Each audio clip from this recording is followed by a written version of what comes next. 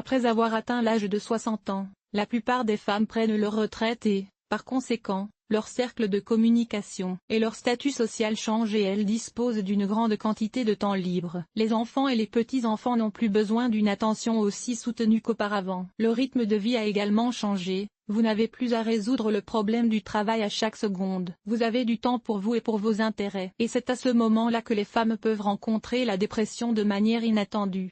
Cause: la dépression est un trouble mental qui survient sur fond de stress, de déséquilibre hormonal, de tension nerveuse ou de maladie somatique. Les raisons de l'apparition de cette maladie sont nombreuses dans la vie quotidienne des femmes après 60 ans.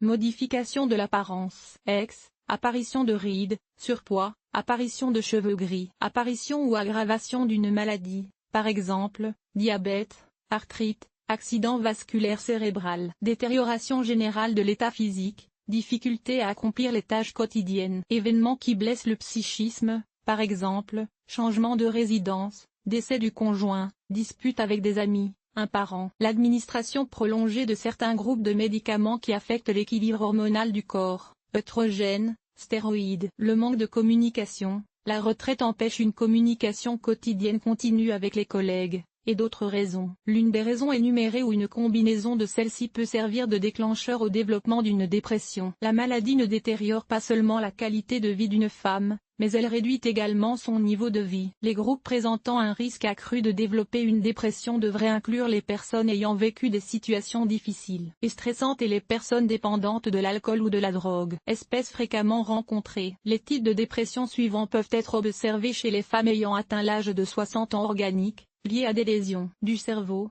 des vaisseaux sanguins ou du système nerveux central. Dans ce cas, les symptômes ne sont pas constants. Psychogènes, se produit en raison d'une blessure psychologique. Il s'agit par exemple de l'approche de la mort. Vasculaire, survient chez les femmes victimes d'accidents vasculaires cérébraux post-AVC. La réaction est lente et l'activité quotidienne réduite. Somatique, observé dans un contexte d'apparition d'une maladie physique. Le patient se caractérise par une focalisation sur son expérience et une indifférence à ce qui se passe. Polarité, se manifeste dans le contexte de la prise d'un médicament. Après l'arrêt du médicament, les symptômes s'atténuent ou ne se manifestent plus du tout. Signes.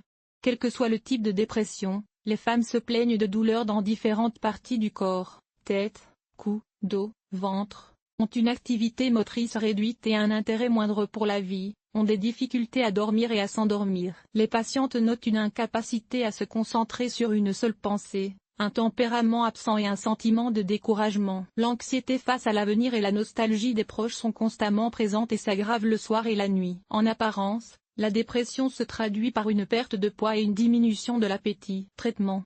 Il est impossible d'identifier une dépression sans l'aide d'un médecin. Les symptômes des changements naturels liés à l'âge ou les symptômes d'autres maladies peuvent prêter à confusion. Si un ou plusieurs symptômes apparaissent, vous devez consulter un thérapeute ou votre médecin traitant. Celui-ci vous prescrira les examens nécessaires et vous enverra, le cas échéant, chez un psychiatre ou un psychothérapeute. Ces professionnels ne se contentent pas de poser un diagnostic, ils précisent la gravité de la maladie, légère, modérée ou sévère, et donnent le aval à un traitement approprié. Dans la plupart des cas, une combinaison de médicaments et de séances de psychothérapie permet d'obtenir des résultats rapides. Les médecins peuvent également prescrire un traitement à l'hôpital ou en consultation externe. Important, pour un diagnostic correct, le médecin doit s'entretenir avec la personne malade ainsi qu'avec son parent afin d'avoir une vision plus complète de la situation. La prévention.